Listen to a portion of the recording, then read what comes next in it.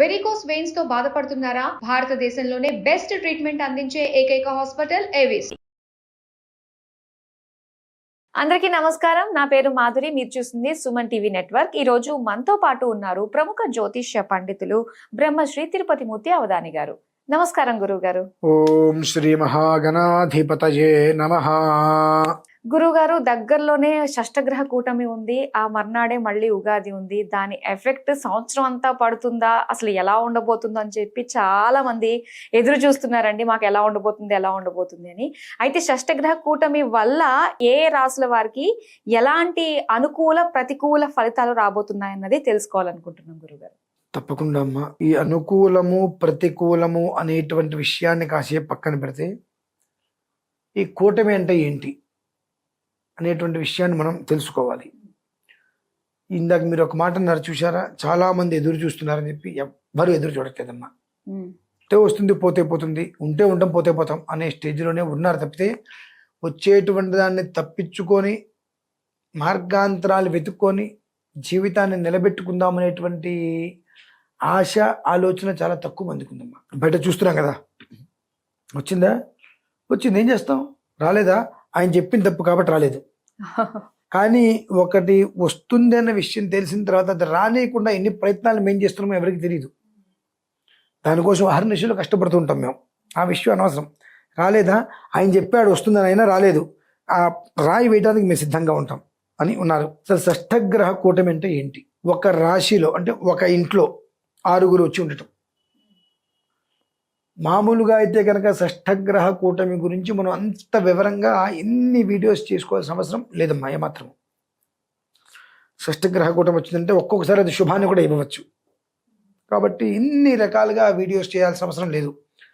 మరి ఎందుకు చేస్తున్నారండి? జనాల్ని మభ్యపెట్టడానికి చేస్తున్నారా? అటువంటిది అనుకోండి. ఈ యుగాది ఏదైతే ఉందో, ఈ యుగాదికి నవనాయకులు, నవగ్రహాలు ఏవైతే ఉంటాయో అది కొన్ని ఫలితాలు ఇస్తుంటాయి. పాపగ్రహాలు, శుభగ్రహాలు అని. 9లో 6 పాపగ్రహాలు, 3 శుభగ్రహాలు. ఈ శుభగ్రహాలు ఉన్నటువంటి 3 ఎలాంటి సపోర్టు లేదు. కానీ పాపగ్రహాలు 6 ఒకదానికొకటి సపోర్ట్గా ఉండి చాలా బలంగా ఉంది. ఈ 6 గ్రహాలు ఇక్కడ ఉండటం. ఈ 6 గ్రహాలలో శని, సూర్యుడు తండ్రి కొడుకులు, బద్ధశత్రువులు. బుధుడు, చంద్రుడు తండ్రి కొడుకులు, బద్ధశత్రువులు. గురువు, బుధుడు తండ్రి కొడుకులు, బద్ధశత్రువులు. ఈ గురువు ఇంట్లోగా వీళ్ళందరూ ఉంది. అలానే శుక్రుడు కూడా ఇక్కడే ఉన్నాడు. గురువు, శుక్రుడు ఇద్దరు శత్రువులు. ఈ స్థాన బలం బాగా ఎక్కువ ఉండటం వలన అది అనేక రకాలుగా హింసాత్మక ధోరణికి ప్రమాదాన్ని తీసుకొచ్చి పెడుతుంది అనడానికి మూలం. ఇందులో 18 నక్షత్రాలు వారు ఉన్నారమ్మా.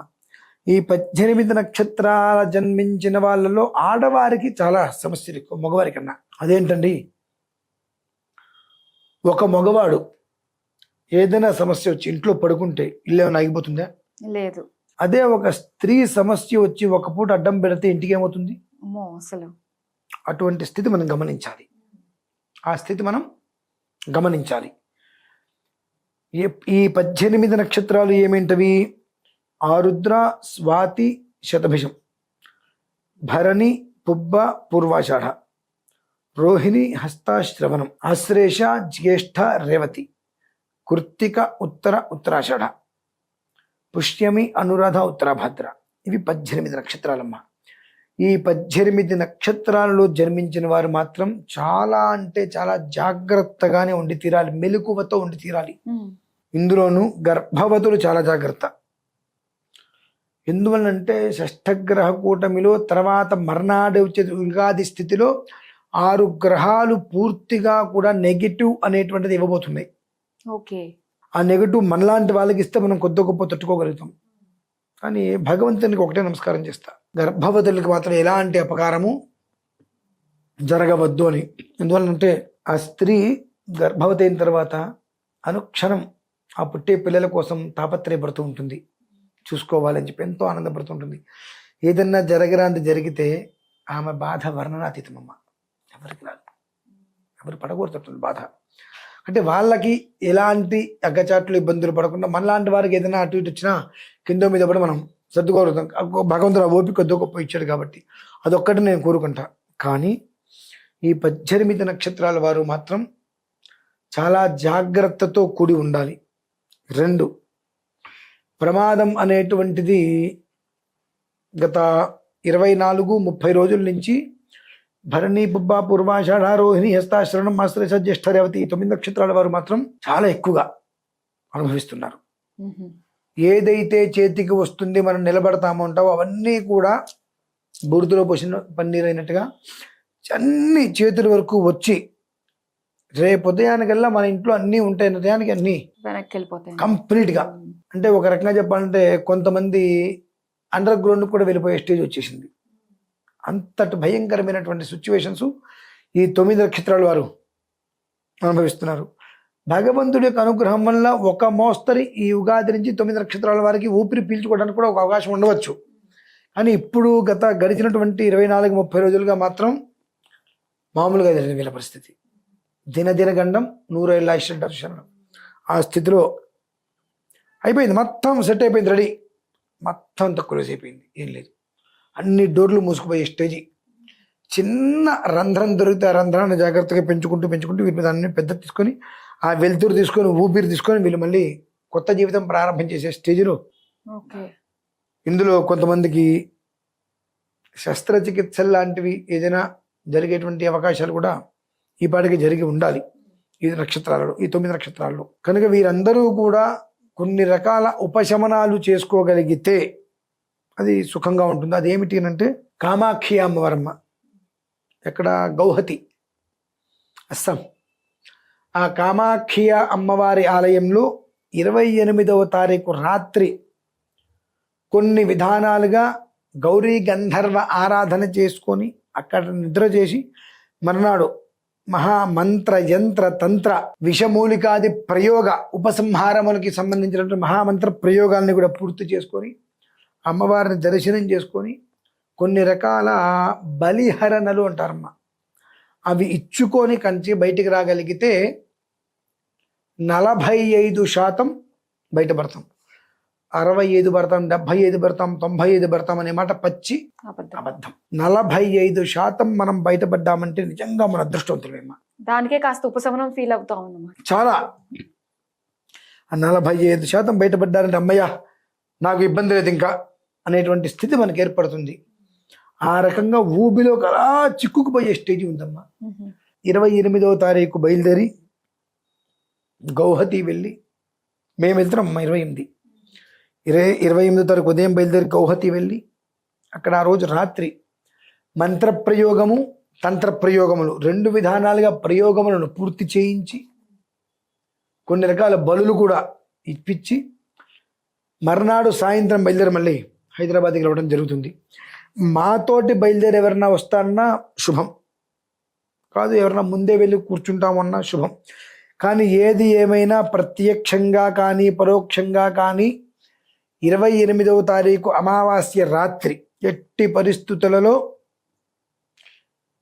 గౌహతి కామాక్షి అమ్మవారి యొక్క ఆలయంలో కొన్ని రకాల ప్రయోగ ఉపసంహారాలు చేసుకొని నిద్ర చేసి మర్నాడు కొన్ని రకాల శాంతి ప్రయోగాలు పూర్తి చేసుకొని బయటికి రావడం అనేటువంటిది అన్ని రకాలుగా ఈ 18 నక్షత్రాల వారికి కూడా సకల శ్రేయోదాయకం.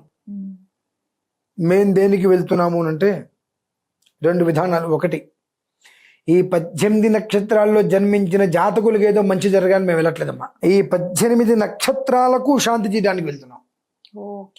ఈ 18 నక్షత్రాలలో జన్మించిన వారు ఉంటారు కనుక వారు అక్కడికి వచ్చిన ప్రత్యక్షంగా పరోక్షంగా వాళ్ళ పేరు మీద ఏమైనా చేయించుకునే ప్రయత్నం చేసినా దాని యొక్క ఫలితం యో దోష సమజని తద్దోష.